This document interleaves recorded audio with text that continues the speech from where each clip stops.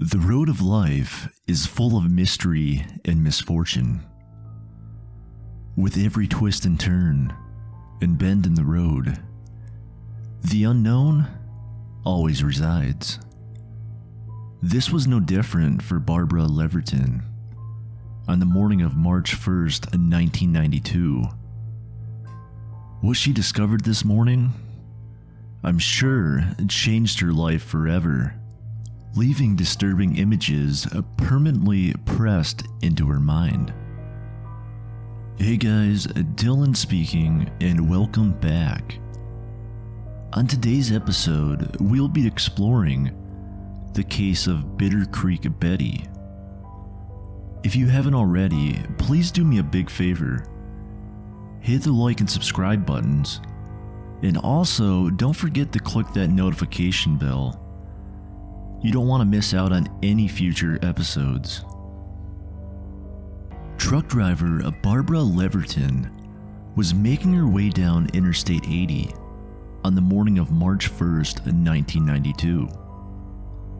For Barbara, this was just another day on the job. She pulled into a rest stop near Bitter Creek, Wyoming for a small break and to change her fuel tanks. As she hopped out of the cab, something caught her eye. At first, they looked like bags of rubbish at the bottom of a nearby embankment. But the longer she stared, the more intense the uneasy feeling in her stomach became. Barbara sensed that something wasn't quite right and went in for a further look. As she leaned in, she discovered that these bags of rubbish were in fact the nude body of a woman.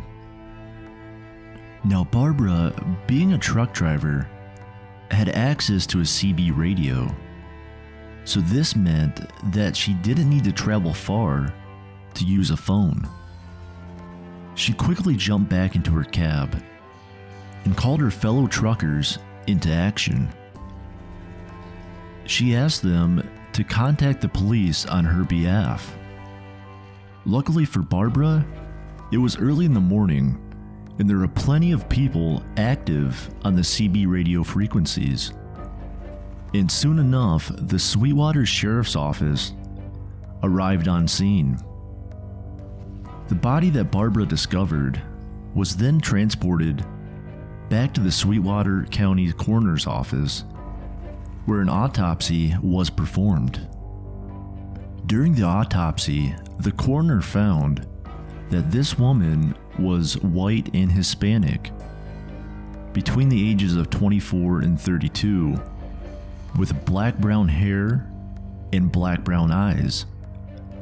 She stood at 5 foot 8 inches tall and weighed between 125 and 130 pounds, with a cesarean section scar on her lower abdomen and a small scar on her left calf. Doe had been found naked with a pair of pink shoes and a pair of sweatpants nearby.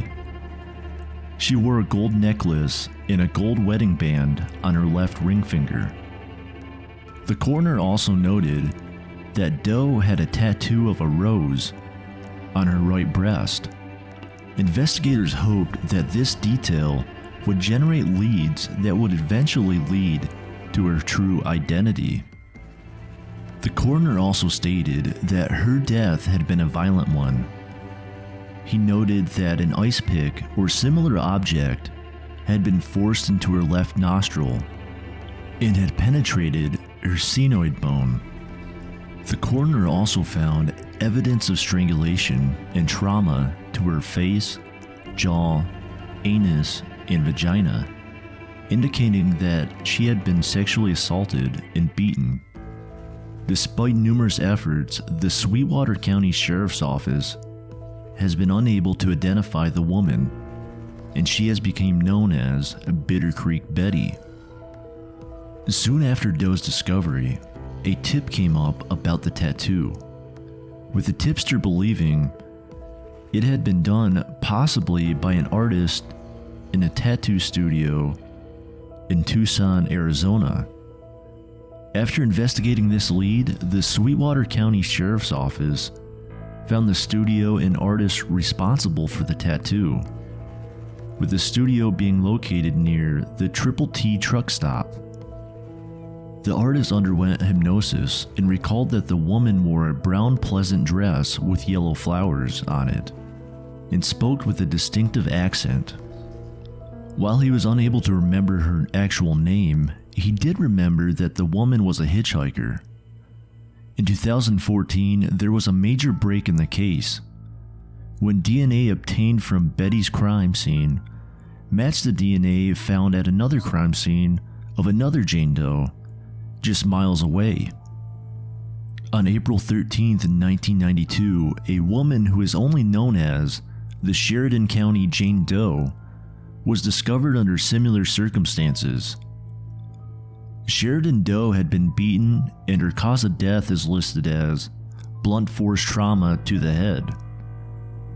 Their killer left behind his DNA at both crime scenes, and years later, this was used to link their cases together, confirming their suspicion that there had been a serial killer on the loose.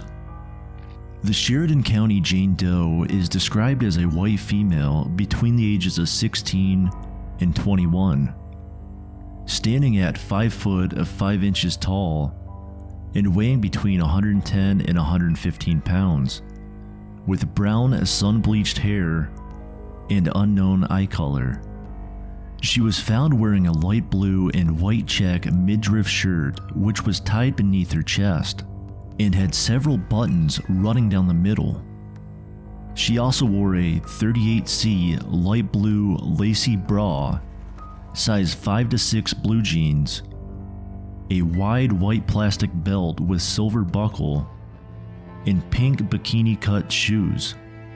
In 2020, Clark Perry Baldwin was identified as the killer of Bitter Creek Betty in the Sheridan County Jane Doe, and Pamela Rose McCall.